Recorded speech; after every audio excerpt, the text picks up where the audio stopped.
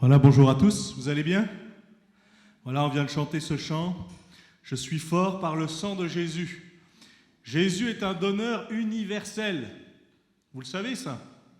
Vous connaissez votre groupe sanguin?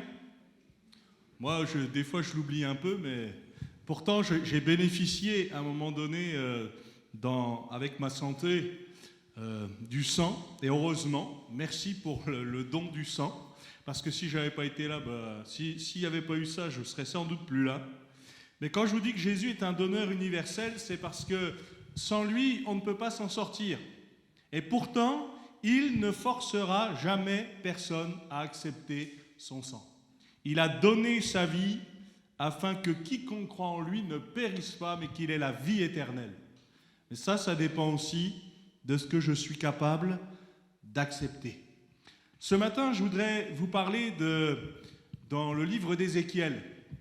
Et si je vous parle dans le livre d'Ézéchiel, vous allez sans doute penser à Ézéchiel 37. Et ça tombe bien, c'est ce qu'on va faire. On va partager ensemble. Je voudrais simplement vous dire que, peut-être par rapport au contexte, Ézéchiel est un prophète. Il va prophétiser plusieurs fois sur ce que va devenir le peuple d'Israël. Moi, ce qui m'intéresse ce matin, c'est l'implication pour nous. Parce que ce qu'on va lire ensemble comme prophétie, c'est valable pour Israël. Mais ce qui est sûr aussi, c'est qu'il peut également y avoir une application et une implication pour nous. Alors je voudrais simplement le partager ensemble avec vous. Ézéchiel chapitre 37, on va afficher aussi pour ceux qui n'auraient pas la parole de Dieu, et puis pour ceux qui l'ont, bien si vous êtes dans Ézéchiel 37, on peut commencer la lecture. La main de l'Éternel fut sur moi.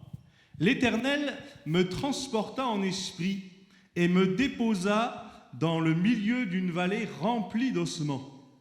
Il me fit passer auprès d'eux tout autour, et voici, ils étaient fort nombreux à la surface de la vallée. Ils étaient complètement secs. Il me dit, « Fils de l'homme, ces eaux pourront-ils revivre ?» Je répondis, « Seigneur éternel, tu le sais. » Continuons la lecture. Au verset 4, il me dit, « Prophétise sur ces eaux et dis-leur, ossements desséchés, écoutez la parole de l'Éternel. Ainsi parle le Seigneur, l'Éternel à ces eaux.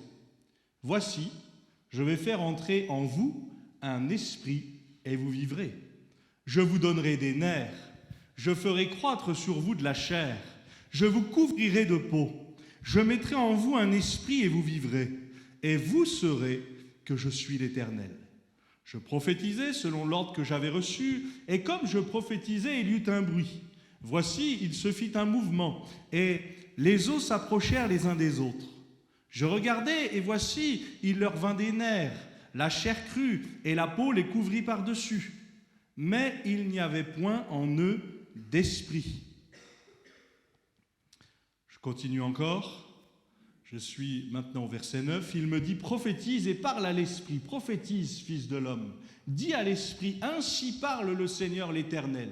Esprit, viens des quatre vents, souffle sur ces morts et qu'ils revivent. Je prophétisais selon l'ordre qu'il m'avait donné, et l'esprit entra en eux, et ils reprirent vie. Ils se tinrent sur leurs pieds, c'était une armée nombreuse, très nombreuse.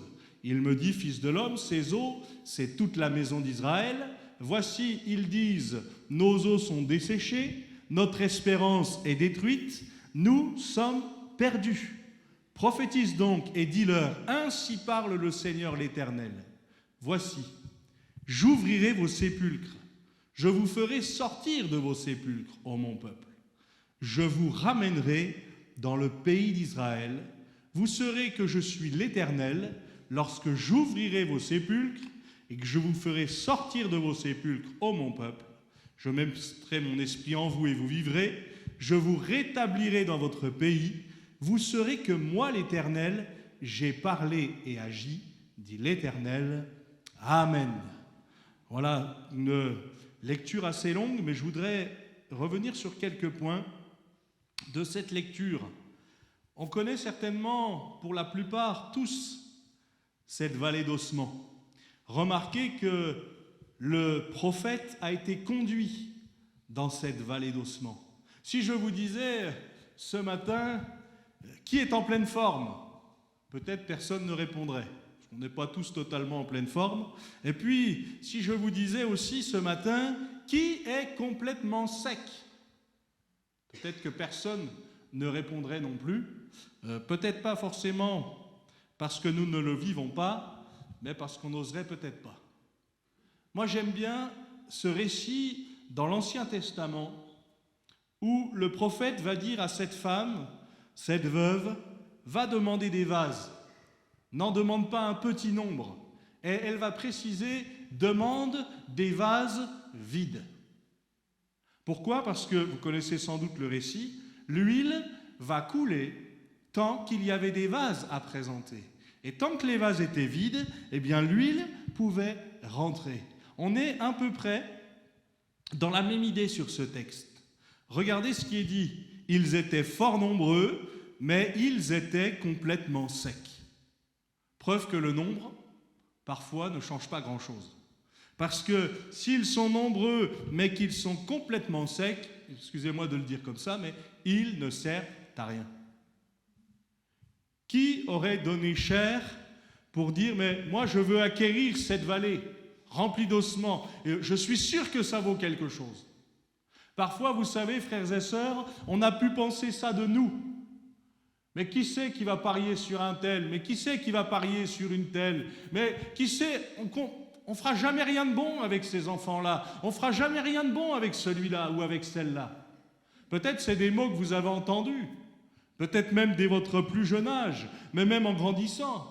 Qu'est-ce qu'on va faire de lui? Qu'est-ce qu'on va faire d'elle? Eh bien, quand je lis ce récit, on pourrait fort bien se poser toutes ces questions. Mais qu'est-ce qu'on va faire de tous ces ossements? On en a plein, mais on ne sait pas quoi en faire. Encore une fois, ça fait plusieurs semaines que je vous parle de ça. C'est pour ça que là, on a lu tout le récit. C'est toujours plus facile quand on sait comment ça se termine.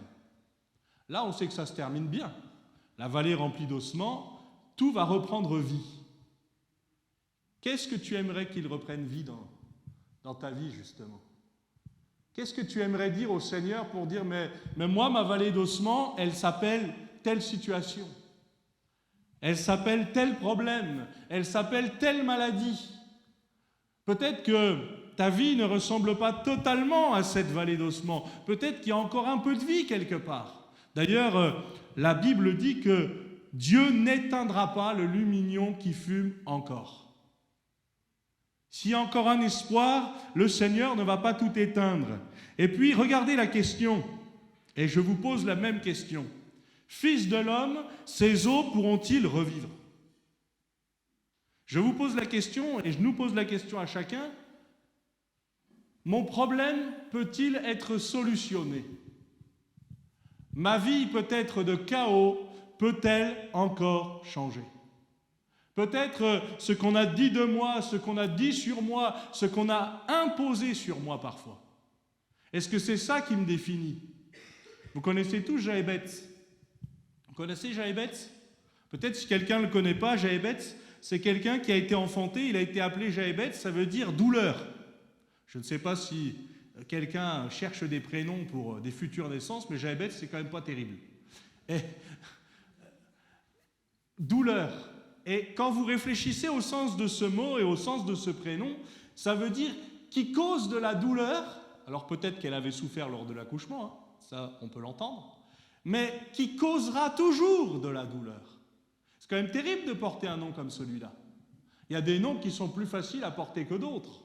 Eh bien, Jaébet, lui, si vous ne connaissez pas l'histoire, alors qu'il porte ce nom-là, et puis vous savez que dans la parole de Dieu, quand on porte un nom, il n'y a rien au hasard.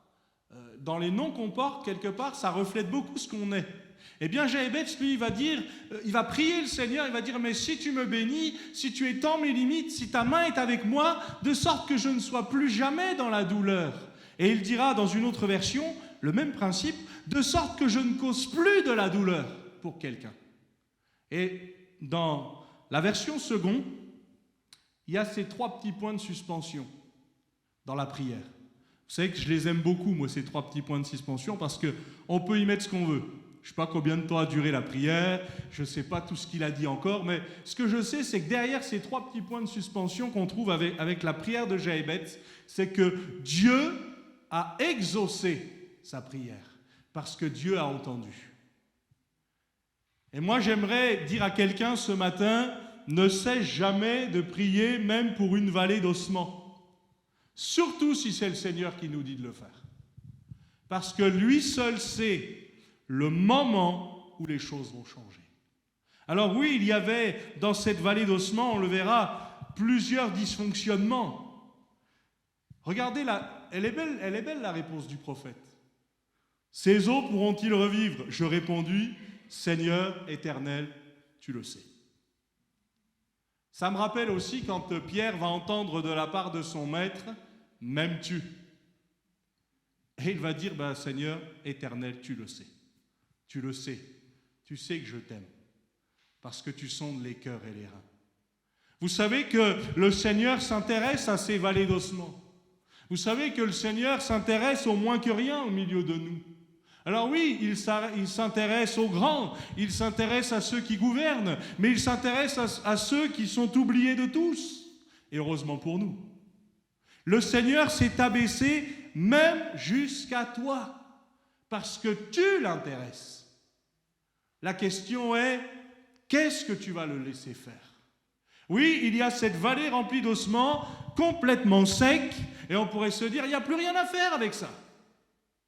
Qu'est-ce qu'on va faire de ça? Peut-être que c'est notre vie qui ressemble à ça. Complètement sec. Et comprenez bien, pour ceux qui sont croyants au milieu de nous, ça peut être notre vie chrétienne aussi qui est devenue complètement sec. On sait les choses, on connaît les choses, on sait parfois comment prier, on sait comment lire tel texte, mais ça manque de vie. Ça manque de vie. Il nous manque l'Esprit de Dieu qui nous rend la vie.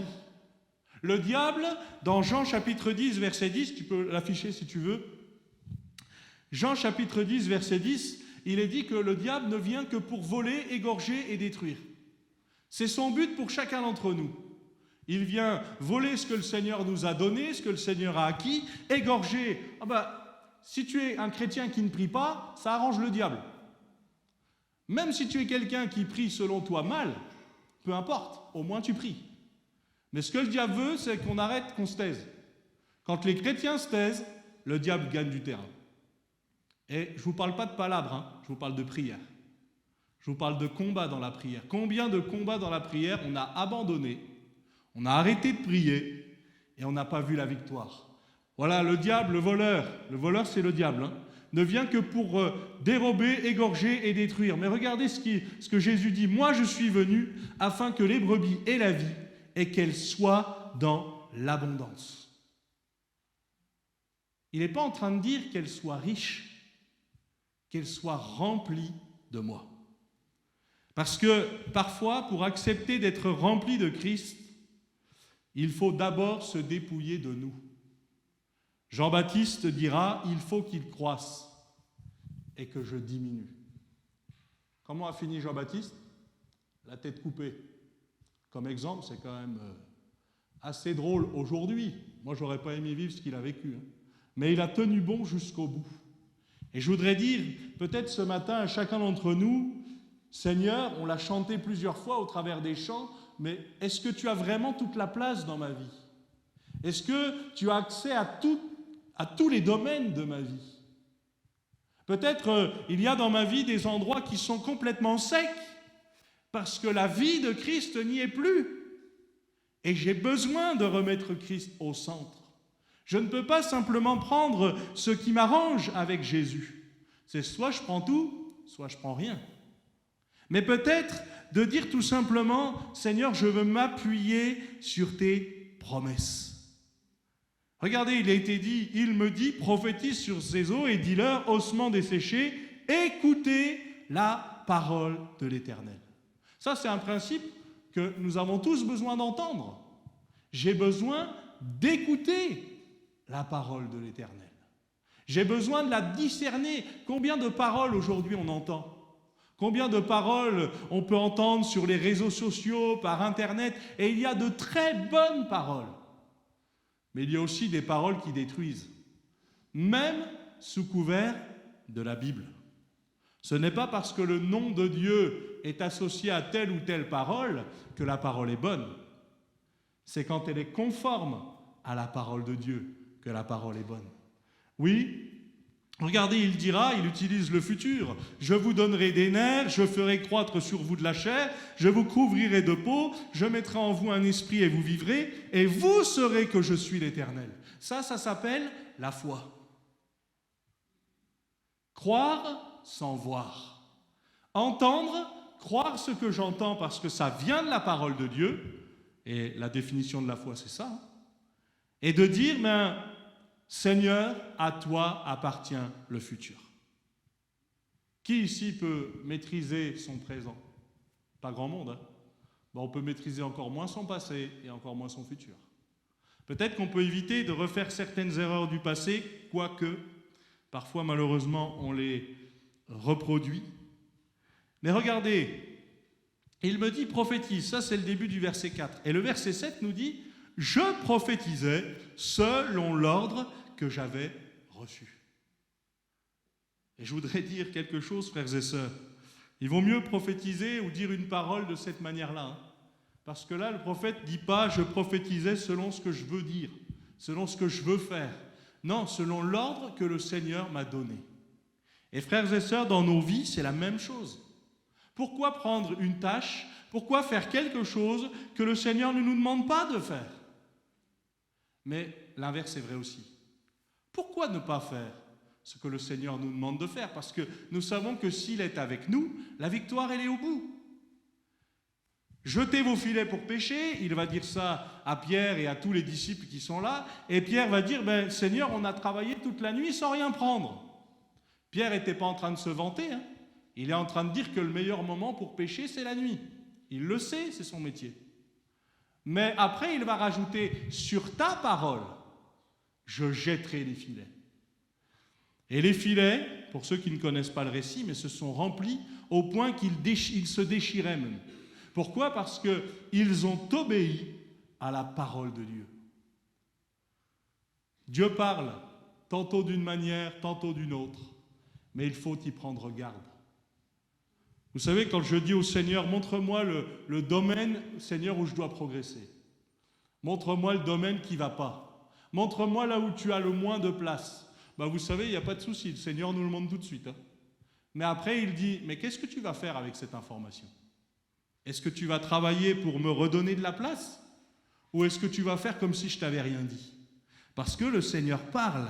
Alors oui, il fallait croire. Je vous donnerai des nerfs, je ferai croître sur vous de la chair, je vous couvrirai de peau, je mettrai en vous un esprit et vous vivrez, et vous saurez que je suis l'Éternel. Il va prophétiser, et quand il va prophétiser, eh bien, les choses vont commencer à bouger. Nous ne sommes pas tous prophètes ici. Là, comme je vous dis, le contexte est important. Mais là où on peut tous appliquer quelque chose pour nous, c'est que si le Seigneur me demande de faire quelque chose, que je fais cette chose, les choses vont commencer à bouger. Si je ne fais rien, non seulement on va dire que rien ne va se passer, mais parfois, ça va même empirer.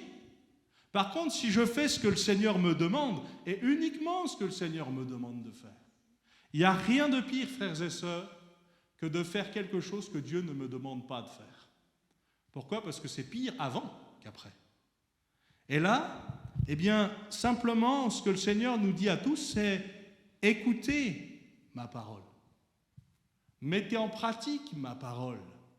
Moi, je me rappelle de cette histoire, j'allais promener mon chien il y a X années de ça, juste à côté de notre ancienne maison, il y avait tout un tas de jardins et les gens étaient capables de les acquérir pour presque rien. C'était des jardins de la ville et chacun pouvait y faire pousser ce qu'il voulait. Et moi, j'aimais aller promener le chien là parce que pas de véhicule, le chien pouvait gambader comme il voulait. Moi, ça me faisait une bonne balade. Et puis, je croisais toujours ce petit papy. Je le voyais de loin, je ne l'embêtais jamais parce qu'il était toujours au travail, bien là avant moi et bien là après moi, parce qu'il y passait du temps avec son jardin. Et finalement, un jour, le petit papy était devant moi et il s'est arrêté. Pourquoi? Parce que le chien n'arrêtait pas d'aboyer. Pourquoi? Parce qu'il y avait un hérisson qui était bloqué. Je ne sais pas si vous voulez manger le hérisson ou le sauver, je ne sais pas. Je ne sais pas encore aujourd'hui. Mais en tout cas, le chien n'a pas bougé tant que le hérisson n'était pas sorti d'affaire. Et en attendant, eh bien, ce monsieur est venu. Et on a commencé à parler. Et puis, on parlait de tout et de rien. On parlait du jardin, on parlait de... Et puis, en repartant, quelques mètres plus loin, pas mal de mètres plus loin quand même, je n'étais plus à côté de lui, je me suis dit, mais pourquoi tu ne lui as pas parlé du Seigneur? On a parlé de tout et de rien, on a parlé du chien, on a parlé du jardin, tout ça. Et puis, je me suis dit, c'est dommage. Quand je vais repasser, je le ferai. Puis quand je suis repassé, ce monsieur n'était pas là. Et là, je me suis dit, Seigneur, il faut que je sois plus attentif. Parce que qui sait? Alors moi, je prie toujours quand je rate des occasions comme ça, Seigneur, permets que d'autres puissent leur parler. Il n'y a pas que moi et il y a chacun d'entre nous. Mais c'est important de parler quand le Seigneur nous demande de parler. Et permettez-moi de le dire aussi, je le dis premièrement pour moi, c'est important de se taire quand le Seigneur nous demande de nous taire aussi. Ça, c'est vrai. Mais peut-être de dire, Seigneur, donne-moi de ne pas rater les occasions. Parce que des fois, je me trouve devant des vallées comme celle-là où je regarde la situation et je me dis, mais c'est complètement sec, il n'y a pas d'espoir. Qu'est-ce qu'on va bien pouvoir faire avec elle? Qu'est-ce qu'on va pouvoir faire avec lui? Qu'est-ce qu'on va pouvoir faire avec moi? Mais c'est là que le Seigneur parle, parce qu'à lui, rien n'est impossible. Je crois qu'on a tous vécu ça. À un moment donné, les gens ont peut-être dit, on lui fait confiance, mais il y a aussi plein de gens qui ont dit, jamais on lui fera confiance. C'est un bon à rien. Moi, un jour, j'ai voulu faire une blague à ma mère en disant voilà mon bulletin scolaire, il est vraiment pas terrible. Pour une fois, j'en avais un pas si mal. J'ai voulu lui faire une blague. Elle m'a dit de toute façon, ça m'étonne même pas. Terminé. C'est la première et dernière fois que j'ai fait une blague là-dessus. J'ai jamais été bon dans les études. Mais quelque part, ça m'a cassé. Vous comprenez le truc? De se dire mais voilà comment je me vois. Voilà comment les autres me voient. Et puis voilà comment Dieu nous voit avec sa réalité à lui. Peut-être que je me trouve dans cette situation. Je peux me trouver parfois non seulement dans des endroits comme celui-là, mais parfois ces endroits, c'est moi.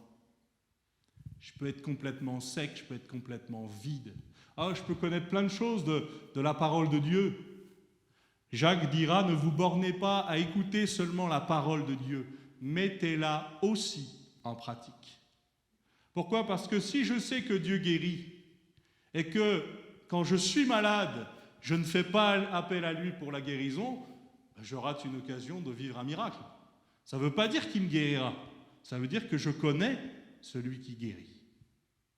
Je connais celui qui peut me donner une solution que personne d'autre ne connaît. Et puis je connais le Dieu de l'impossible. Là où nous sommes tellement limités, là où on dit « j'en peux plus », là où on dit « on ne peut plus rien faire ». Mes parents ont entendu de la part du médecin, il y a 39 et quelques années de ça, « allez voir votre enfant une dernière fois, il ne passera pas la nuit ». Et je peux vous dire que ces médecins, ils ont fait tout ce qu'ils ont pu pour moi. Mais ils reconnaissaient que là, ils ne pouvaient plus. Et après, il y a le surnaturel de Dieu qui fait que je suis encore là aujourd'hui. Ça, je suis quelque part un miraculé, mais je peux dire aussi que vous l'êtes. Pourquoi? Parce que bien des fois, même avec nos moyens humains, rien ne s'est passé.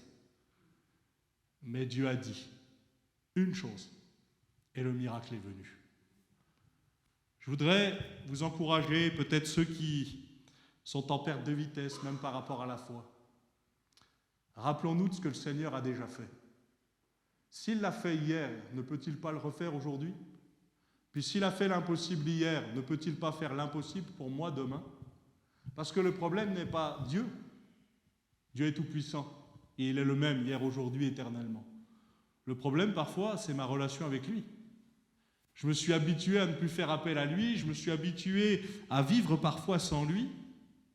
Et je me retrouve parfois même comme dans cette vallée. Je ne sais plus à quoi je sers. Mais en fait, pourquoi ? Parce qu'il n'y a plus la vie qui coule.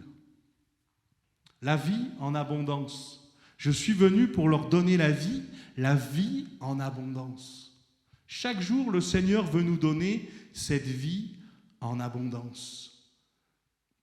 Le Seigneur, Dieu a envoyé son Fils pour nous sauver. Et puis, Jésus va dire, mais je n'ai été envoyé qu'aux brebis perdues de la maison d'Israël. Comme pour dire, c'est encore pas pour nous, qui ne sommes pas juifs. Mais finalement, après, Dieu envoie son esprit, où là, chacun d'entre nous, nous pouvons avoir accès à la grâce. Offerte à tous, mais pas obligatoire. Indispensable, mais pourtant, Jésus ne nous forcera jamais à l'accepter. Peut-être que j'ai besoin de me rendre compte que il faut que le Seigneur vienne et il faut que son esprit coule en moi pour que je partage, je transmette ce que lui me donne. Je ne sais pas si ça vous est déjà arrivé, mais parfois on fait ça avec nos voitures, on roule sur la réserve. On voit le petit clignotant, puis on continue, on se dit, bon, là, à partir de là, il me reste tant de kilomètres. Avec nos réserves chrétiennes, c'est pareil. Parfois, je vis sur ma réserve. Je vis sur ce que j'ai vécu avant. Et puis ça tient un temps. Mais si à un moment donné, je n'ai pas un renouvellement de ces choses-là, bien finalement, ça peut être pire qu'avant. Et peut-être que quelqu'un a besoin de vivre ça ce matin. De dire, mais Seigneur, moi, merci Seigneur pour les miracles d'hier, et c'est vrai, il faut le dire. Mais Seigneur, moi, ce que je veux, c'est la vie nouvelle aujourd'hui. Donne-nous aujourd'hui notre pain de ce jour. Alors que les disciples vont dire, mais enseigne-nous à prier. Et lui, il va leur enseigner. Eh bien, on en entendra parler par Michel dans quelques temps, mais donne-nous aujourd'hui notre pain de ce jour. On chantait un petit cantique, nous, quand on était en colonie avec les enfants, peut-être vous le connaissez, c'est le pain d'hier est rassis, le pain de demain n'est pas cuit. Merci Seigneur pour le pain d'aujourd'hui et à tous bon appétit. Peut-être vous le connaissez ce chant. Je trouve qu'il illustre bien ce qu'on vit parfois. Ah Seigneur, où sont les miracles que nous ont racontés nos pères? Et puis, ah là là, je vivais tellement de choses, je veux vivre une Pentecôte comme les disciples, mais on n'y était pas. C'est une nouvelle Pentecôte qu'il faut vivre. On ne vivra pas la même. On n'est pas dans les mêmes circonstances. Par contre, on a le même Dieu qui, lui, peut nous faire vivre quelque chose de nouveau aujourd'hui. Mais il faut que ce soit de lui. Parfois, je crée les choses. Je me dis, s'il y a ça, s'il y a ça, s'il y a ça, normalement, là, le Seigneur, il devrait agir. Et vous savez, le Seigneur, il fait tout avec rien. Il n'a pas besoin de décorum. Il a besoin d'hommes et de femmes qui sont prêts à être remplis de lui. Je dois accepter d'être vide de moi-même pour être rempli de lui. Parce qu'une parole de sa part, ça vaut 10 000 paroles du meilleur des philosophes que nous connaissons. Même si le philosophe peut avoir raison, ça manque de vie. Un peu comme cet homme un jour, grand poète qui récitait le psaume 23, « L'Éternel est mon berger, je ne manquerai de rien ». Et il l'a magnifiquement bien récité avec ce qu'il connaissait. Oui, mais le pasteur qui était là et qui l'écoutait, de dire « mais il connaît peut-être le psaume, mais il ne connaît pas le berger du psaume ». Et ça fait toute la différence, frères et sœurs. Peut-être que je connais beaucoup de versets de la parole de Dieu. Mais Seigneur, donne-moi de les vivre. Donne-moi pas simplement de les réciter. Donne-moi pas simplement de les connaître. Donne-moi à les vivre pleinement selon ce que tu as prévu. Parce que c'est ça le renouvellement. C'est Seigneur, merci. Parce qu'aujourd'hui, tu n'as pas changé. Alors oui, le prophète va obéir, prophétise. Et encore une fois, ainsi parle le Seigneur l'Éternel, vient les 4 vents, souffle sur ces morts et qu'ils revivent.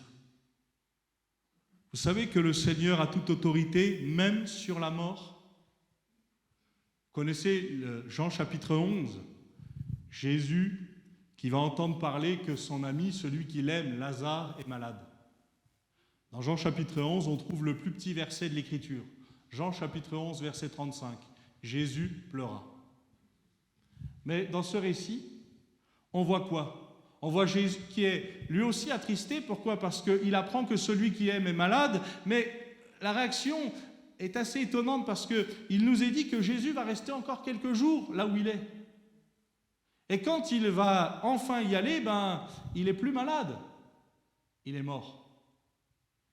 Et on va entendre de la part de Marie et de Marthe ce que nous, parfois, on peut dire dans nos vies. Mais Seigneur, si tu étais ici, mon frère ne serait pas mort. La situation aurait été différente. Et Jésus avait dit à ses disciples, cette maladie n'est pas pour la mort, elle est pour la gloire de Dieu. Mais pourquoi? Parce que lui sait ce qu'il va faire. Et quand il y va, eh bien, il va s'adresser au tombeau, et puis il va dire, Lazare, sors. Et le mort va sortir.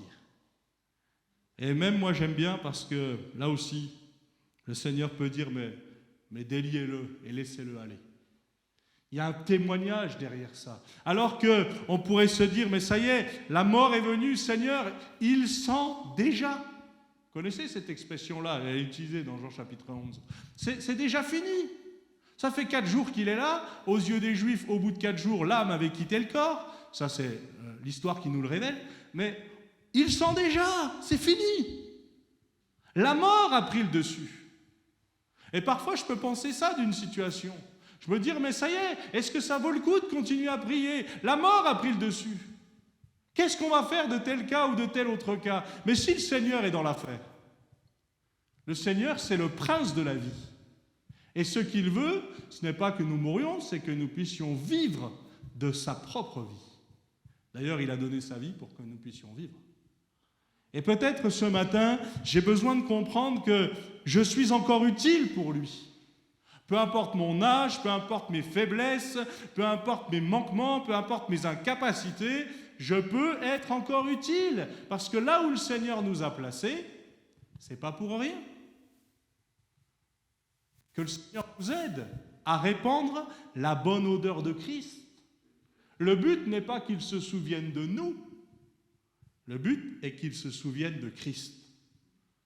Parce que nous, on peut être des poteaux indicateurs, on peut être des poteaux directionnels, mais on ne sauvera personne. Jésus, lui, sauve, délivre encore aujourd'hui.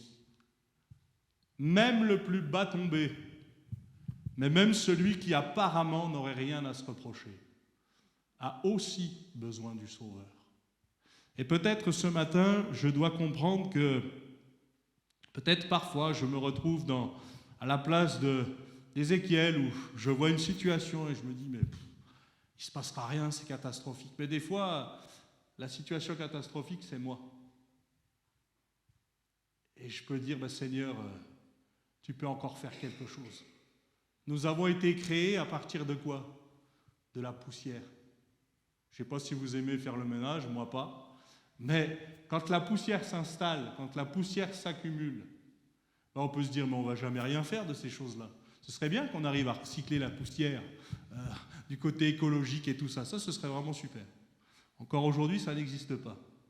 Mais de la poussière, excusez-moi de le dire, mais de rien, nous avons été créés. Et nous n'avons pas été créés n'importe comment. On a été créés parfaitement. Pourquoi? Parce que le Seigneur, il est maître sur toute chose. Il redonne vie même à ce qui est mort. Oui, il prophétise toujours selon l'ordre qui lui a été donné et l'Esprit va rentrer en eux parce que ce n'est pas simplement le fait qu'ils se rapprochent, le fait qu'ils soient nombreux, il manquait de vie.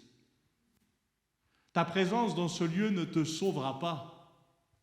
Ta présence de ce lieu et notre présence dans ce lieu, ce n'est pas ce qui nous donne la vie, c'est quand on va la chercher, la vie.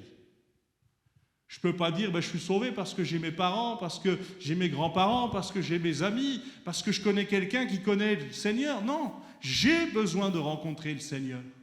Et j'ai parfois aussi besoin de renouveler les choses avec le Seigneur. Parce que parfois, ça s'est tari. Parfois, on a abandonné, on était de bonne volonté au départ, ça a duré un temps, et puis au bout d'un moment, eh bien, les choses se sont perdues. Je disais il y a quelques années à une sœur à l'église de Romilly qui est sortie de 18 ans de dépression, je lui ai donné un conseil, continue toujours d'avancer. Même si tu avances moins vite, même si tu peux parfois faire moins de pas le jour d'après que le jour d'avant, peu importe, mais il faut au moins que tu continues d'avancer. Parce qu'il n'y a rien de pire que de s'arrêter. Parce que s'arrêter, c'est déjà perdre du terrain. Et peut-être de dire, Seigneur, il faut que je reconstruise aussi ma relation avec toi pour que tu m'aides à continuer d'avancer. Bien sûr que parfois c'est difficile. Bien sûr, parfois c'est compliqué. D'ailleurs, le Seigneur Jésus n'a jamais dit à quelqu'un d'entre vous, ni à moi, accepte-moi et tout sera facile. Non. Je vais même vous dire que des fois, il a dit l'inverse. Vous aurez des tribulations, mais prenez courage. J'ai vaincu le monde. Il me dit, fils de l'homme, ces os, c'est toute la maison d'Israël. Alors là, on le sait, hein. Voilà, je vous en ai parlé au début. Regardez le constat qu'ils vont faire d'eux-mêmes, le verset 11.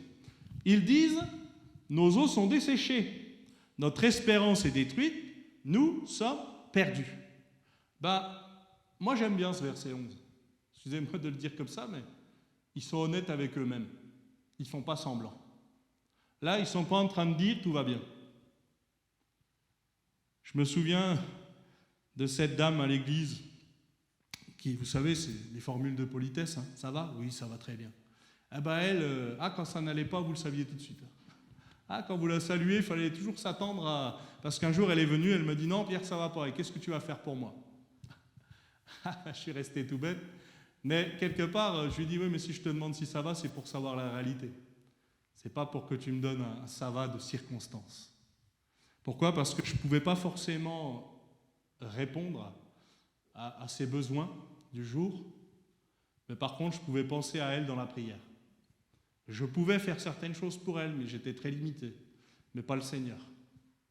Et peut-être que le Seigneur peut aussi mettre sur nos cœurs des hommes, des femmes, peut-être qu'on n'agira pas directement avec eux, ok, mais la prière, ça compte. Si le Seigneur nous met à cœur un tel ou un tel, et peut-être que oui, c'est important parfois de passer par ces étapes où je peux dire, mais moi, je n'ai pas peur de dire que mes os sont desséchés, que mon espérance, elle est détruite, que je suis perdu. Parce que ça, c'est des gens que le Seigneur accueille, plutôt que des gens qui font semblant en disant, mais pas de problème, aucun souci. Je n'ai aucun problème, ni avec moi, ni avec personne d'autre. Bon, ça, ce n'est pas la réalité. Et peut-être de dire, Seigneur, donne-nous d'être francs avec toi, parce que de toute façon, tu sondes les cœurs et les reins. Alors, je ne suis pas en train de dire non plus l'inverse. Hein. Il y a des gens qui passent leur vie à se plaindre. Il y a des gens, alors que le Seigneur a agi dans leur vie, ils sont déjà en train de se plaindre d'autre chose. Un peu comme ces gens qui, aujourd'hui, on a un peu de soleil, vont dire, ouais d'accord, on a un peu de soleil, mais hier il pleuvait. Et puis demain, et puis à chaque jour suffit sa peine. C'est ce que le Seigneur nous dit. S'il y a de la pluie, c'est que certains ont besoin de pluie. S'il y a du soleil, c'est que certains ont besoin de soleil. Ce sera toujours comme ça. Mais peut-être de dire, Seigneur, apprends-moi à te dire merci malgré tout. Parce que moi, je ne suis pas au contrôle de grand-chose. Mais toi, tu es au contrôle de toutes choses. Oui, on pourrait parfois faire ce constat. Eau desséchée, espérance détruite, sommes perdus. Mais voilà ce que le Seigneur promet, j'ouvrirai vos sépulcres. Je ferai sortir de vos sépulcres, je vous ferai sortir de vos sépulcres et je vous ramènerai dans le pays d'Israël.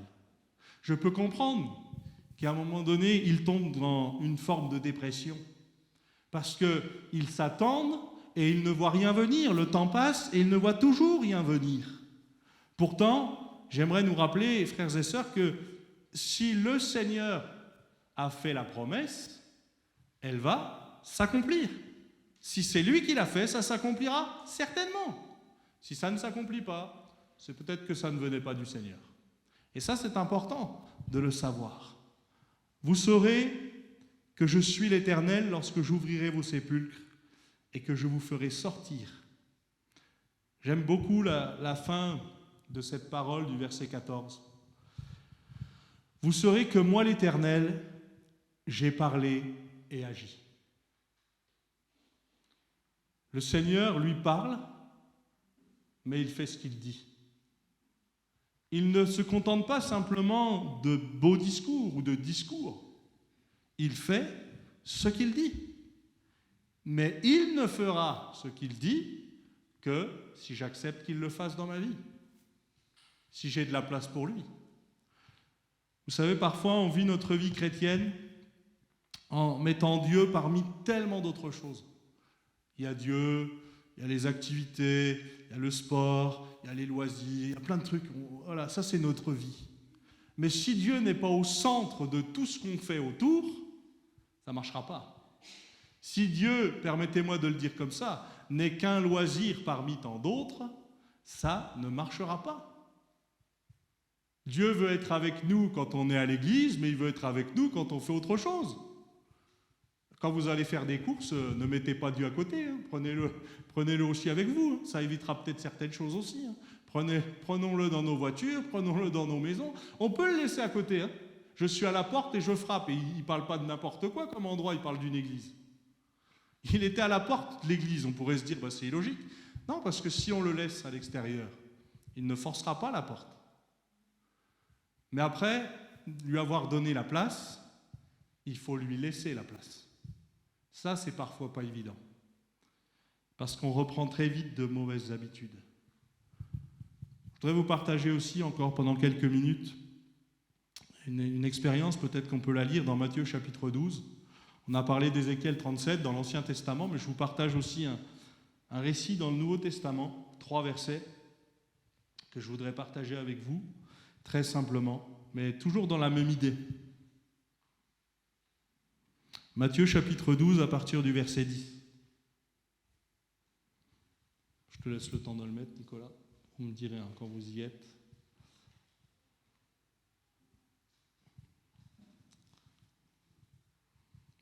Matthieu chapitre 12 à partir du verset 10. Merci. Voici, il s'y trouvait un homme qui avait la main sèche. Ils demandèrent à Jésus, est-il permis de faire une guérison les jours de sabbat ? C'était afin de pouvoir l'accuser. Il leur répondit, lequel d'entre vous, s'il n'a qu'une brebis et qu'elle tombe dans une fosse le jour du sabbat, ne la saisira-t-il pas pour l'en retirer ? Combien un homme ne vaut-il pas plus qu'une brebis ? Il est donc permis de faire du bien les jours du sabbat. Alors, il dit à l'homme, étends ta main. Il l'étendit, et elle devint saine comme l'autre. C'est la même idée, hein ? Vous avez la vallée d'ossements, ok, on pourrait se dire ils sont nombreux, ils sont beaucoup, ok. Là, vous avez cet homme, il se trouve dans le temple, il a une main sèche. Je pense qu'il devait la dissimuler quand même, parce qu'on pourrait se dire, mais qu'est-ce qu'il fait là ? Celui qui a une difformité, celui qui est mis de côté. Et finalement, eh bien, quand Jésus vient, il s'intéresse à cet homme. Il ne s'intéresse pas au décorum autour. Il s'intéresse aux besoins de cet homme. Et quand Jésus vient au milieu de nous, il s'intéresse à nous. Il ne s'intéresse pas à tout ce qu'on va créer autour. Dieu regarde au cœur. L'homme s'intéresse à ce qui frappe l'apparence. Ben c'est sûr, hein, on a des yeux pour voir. Hein. Mais Seigneur, donne-nous aussi ta sagesse pour voir au-delà. Parce que parfois, je vois une situation et je me dis, ben, moi, si je m'intéresse seulement à ce que je vois, il n'y a pas de solution. Mais cet homme-là, eh bien, il a servi de témoignage pour beaucoup. Combien un homme ne vaut-il pas plus qu'une brebis ? Dans un autre récit, vous entendrez que nous valons plus que des moineaux, que des passereaux, que des corbeaux. Oui, pourquoi ? Parce que Dieu s'intéresse à nous. Et l'idée de la main sèche, c'est aussi l'idée, Seigneur, qu'est-ce que je fais avec mes mains ? Qu'est-ce que je fais d'utile pour Dieu avec mes mains ? Qu'est-ce que je fais d'inutile aussi avec mes mains ?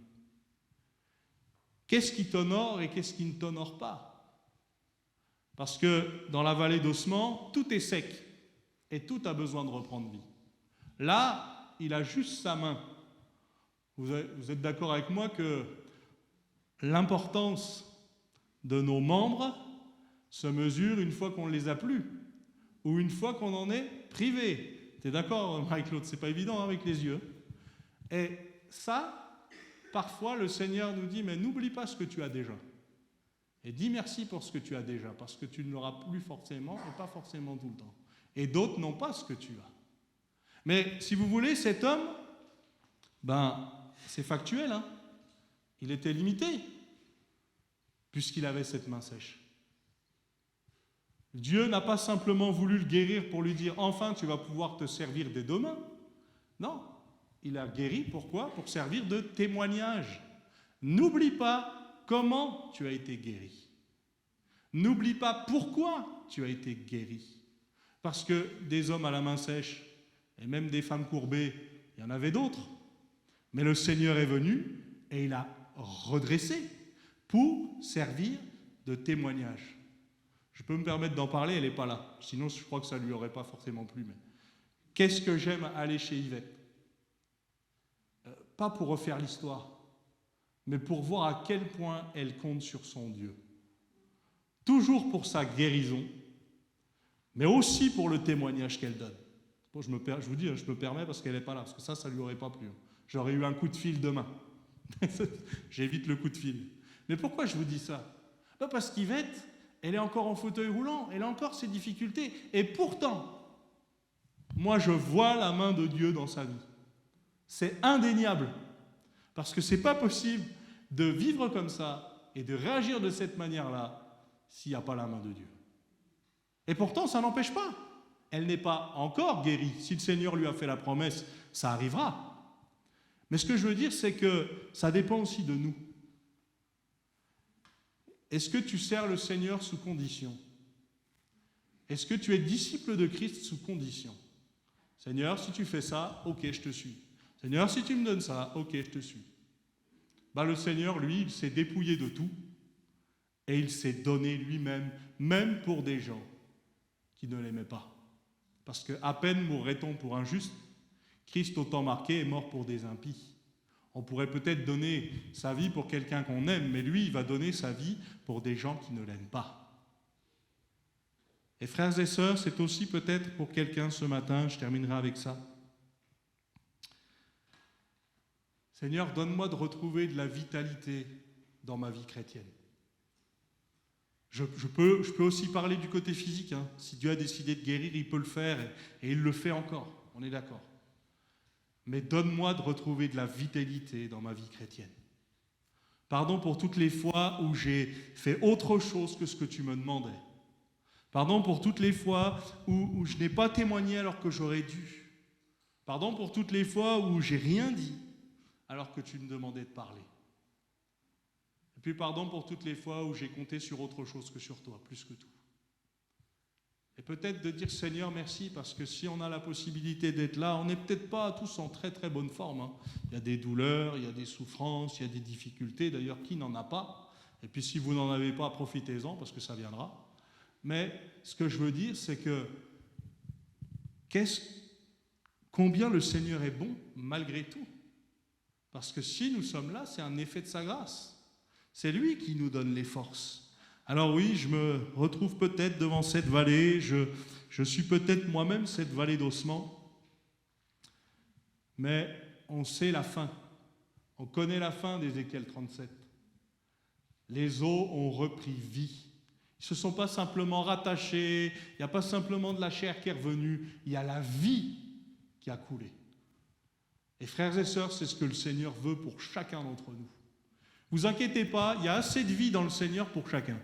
C'est pas le Seigneur va donner pour un tel, donner pour une telle, et il n'y en aura plus pour les autres. Non, ça va continuer à couler. La question c'est, est-ce que je suis conscient que j'ai besoin de la vie? Parce que peut-être, si ça s'est arrêté de couler, c'est peut-être moi qui ai arrêté. C'est pas le Seigneur. Parce que la Bible dit que le ruisseau de Dieu, il est plein d'eau. Mais parfois, c'est moi qui bloque. Parfois, c'est moi qui remplace. Parfois, il y a des choses que j'ai mis à la place, et puis l'eau ne coule plus comme il faut. Mais j'ai besoin de dire, Seigneur, viens et renouvelle. Imaginez non seulement en tant que pasteur, mais en tant qu'enfant de Dieu. C'est pas toujours facile de lire sa parole. C'est pas toujours facile d'y revenir régulièrement. Non, et si vous n'avez pas la vie de Dieu, ça va devenir très fastidieux parce que c'est des fois très compliqué. Alors en plus, sans la vie de Dieu qui coule, déjà il nous faut un renouvellement parce qu'effectivement le Seigneur se révèle toujours par sa parole. Mais de dire Seigneur, c'est à moi de te donner l'accès. Tu as déjà tout fait. Il ne manque plus que ma part. Seigneur, viens nous renouveler, viens nous fortifier, viens peut-être m'aider à retrouver ce que j'ai perdu, ce que j'ai délaissé. Peut-être dans ma vie de prière, peut-être dans ma consécration, peut-être les promesses que je t'ai faites hier que je n'ai jamais tenues ou que je ne tiens plus depuis longtemps. Viens m'aider à retrouver ça. Ce feu du premier amour, vous connaissez ça, hein? Là aussi ça a été un reproche dans l'Apocalypse. Ce que j'ai contre toi, tu fais plein de choses, ok, mais ce que j'ai contre toi, c'est que tu as oublié ton premier amour. Tu as oublié pourquoi tu sers. Et frères et sœurs, quelqu'un qui fait de la course, qui s'arrête pendant X temps, on ne va pas lui demander de recourir un marathon demain. Hein. Non, il va falloir qu'il recommence pas après pas, course après course, palier après palier. Eh bien, c'est la même chose spirituellement. Ce n'est pas parce que je ne lis plus ma Bible depuis des années que demain je vais lire 10 chapitres et ça va rattraper le truc. Pas du tout. C'est pas ça qui compte. C'est pas la quantité, c'est la qualité. C'est mon état d'esprit et le temps que je vais donner à Dieu. Mais du temps qui sera bénéfique. Hein. Pas Seigneur, il faut que je te donne encore du temps. Non. C'est du temps volontaire. Personne ici ne maîtrise son temps. Mais on sait toujours donner du temps pour ce qu'on aime. Je crois que c'est important aussi de garder à l'esprit, Seigneur, viens et ravive en moi un esprit bien disposé.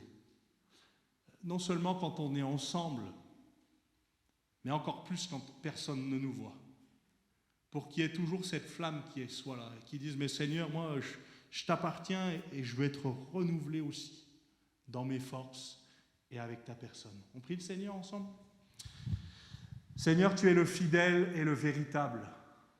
Merci Seigneur, parce qu'alors que tu trouves au jardin de Gethsémanée, tu vas dire, mais si c'est possible que cette coupe, elle s'éloigne de moi, parce que c'est une coupe de souffrance, mais toutefois, non pas ce que je veux, mais ce que toi tu veux.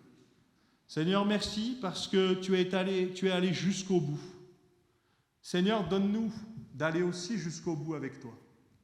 Donne-nous d'aller te chercher là où tu es. Donne-nous peut-être de renouveler notre engagement envers toi. Je vois dans la parole qu'Abraham a refait alliance avec toi. Bien peut-être que j'ai besoin de faire la même chose, j'ai besoin de refaire alliance avec toi. Viens Seigneur nous renouveler, viens nous fortifier, viens comme nous l'avons chanté plusieurs fois ce matin, prends la place qui te revient. Seigneur, retrouve Seigneur cette place qui t'est due. Merci de renouveler les forces de ton peuple. Merci de nous encourager dans le témoignage. Merci de nous aider à répandre la bonne odeur de Christ. Seigneur, tu es le fidèle et le véritable. Bénis ton assemblée. Seigneur, fais croître, Seigneur, aussi ton amour pour nous, pour nous-mêmes, les uns pour les autres, mais aussi l'amour que nous avons pour toi. Fais croître cet amour, Seigneur. Merci pour tout ce que tu as déjà fait. Merci pour tout ce que tu veux faire encore, pour l'honneur et la gloire de ton nom. Amen.